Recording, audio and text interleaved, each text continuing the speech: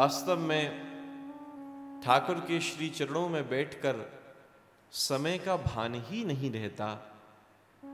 समय तो ऐसे पंख लगाए उड़ जाता है। जीवन की यही स्थिति है, क्योंकि श्रीमद् भागवत का कभी महाराज हमेशा वह कभी खत्म नहीं होती, हमेशा विश्राम होता है। कथा हमेशा विश्राम लेती है, दिव्य रूप से स्थान बदल जाता है, श्रोता बदल जाते हैं, वक्ता बदल जाते हैं। लेकिन भागवत की तो ऐसी प्लावनी धारा है जो नित्य निरंतर बहती ही रहती है। तो ऐसी भागवत की प्लावनी धारा बह रही है और जीवन में परम विश्राम को प्राप्त करा रही है। क्योंकि वास्तव में देखा जाए तो जीवन का सबसे बड़ा विकास क्या है?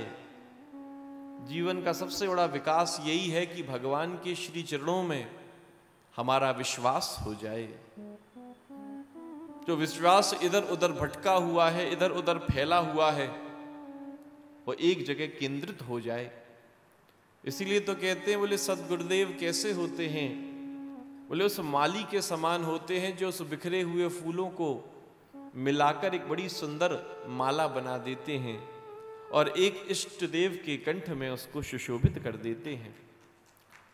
बोले ऐसे ही महाराज जीवन में जो हमारा विश्वास बिखरा हुआ है, तो उस सारे विश्वास को एकत्रित करके प्रभु चरणों में उसको सुमिरित, उसको समर्पित कर देते हैं। इसीलिए इस बात को कहा कि जीवन का सबसे बड़ा विकास यही है कि एक स्थान पर हमारा विश्वास हो जाए, और जब वह विश्वास प्रकट होता है तभी वास्तव में हम उस विश्राम की स्थिति पर पहुंचते हैं।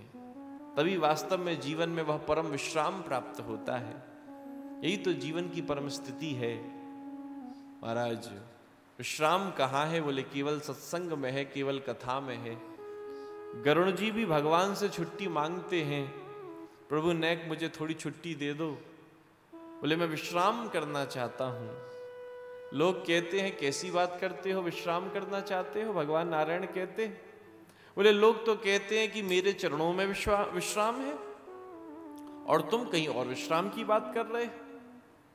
गरुड़ जी कहते हैं आप सत्य कहते हैं, लेकिन वास्तव में एक बात मैं आपसे कहूं, तो जो विश्राम आपकी कथा में प्राप्त होता है, जो विश्राम आपके सत्संग में प्राप्त होता है, वो विश्राम आपके साथ भी प्राप्त नहीं होता। इसलिए मेरी बड़ी इच्छा है, मैं थोड़े दिन की छुट्टी चाहता हूं। मृत्युलोक पर काकभूषणी जी महाराज बड़ी सुंदर कथा कर रहे हैं, आप कृपया करके मुझे छुट्टी दें तो मैं कथा सुनूं और जीवन में उस विश्राम को प्राप्त कर सकूं। तो जीवन की बड़ी पूर्णता यही है कि जब जीवन में वो कथा आती है, जब जीवन में वो सत्संग आता है, जब जीवन में वास्तव में वह कृष्ण नाम आता है, प्रभु स्मरण आता है, तभी हम उस विश्राम की स्थिति में पहुंचते हैं। इसलिए हमारा शास्त्र कहता है, बोले कैसे रहो? बोले नित्य निरंतर प्रयासरत रहो। जीवन में महाराज एक बार कृत्य, एक बार चलकर रुक मत जाओ, निरंतर चलते ही रहो। कठिनाई को, बाधाओं को देखकर बोले रुकने की आवश्यकता नहीं है। हम थोड़ी सी परेशानी आती है, थोड़ी सी दिक्कत आती है, हमारा भजन छूट जाता है, हमारा सुमिरन छूट जाता है। बोले ऐसी स्थिति पर हमारा भजन और 2 गुना और अधिक हो जाना चाहिए, भजन और ज्यादा बढ़ जाना चाहिए। जीवन की स्थिति इसी में है। सफलता वही प्राप्त करता है जो नित्य निरंतर चलता रहता है। जो रुक गया बोले वो जीवन में सफल कभी नहीं हो पाएगा। नित्य निरंतर चलते रहो, अनुगमन करते रहो। एक बेटी अपने पिता के साथ गाड़ी में जा रही थी, बेटी गाड़ी चला रही थी, उसी समय भयंकर तूफान आने लगा। बेटी घबरा गई और अपने पिता से बार बार पूछती है, पिताजी क्या करूं, गाड़ी रोक लूं? बोले रोके मत, तू चलती रहे। तूफान तेज होता जा रहा था, बढ़ता जा रहा था। वो बार बार पूछती थी, पिताजी क्या करूं, रुक जाऊं? बोले रुके मत, तू चलती रहे। महाराज जब वो रोड पर और आगे चली तो देखा बहुत सी गाड़ियां खड़ी हुई थी, रुकी हुई थी। उसने उन गाड़ियों को दिखाकर कहा कि बोले देखिए ये सब भी रुक गए, आप कहें तो मैं रुक जाऊं? बोले रुकने की आवश्यकता नहीं है, चलती रहे।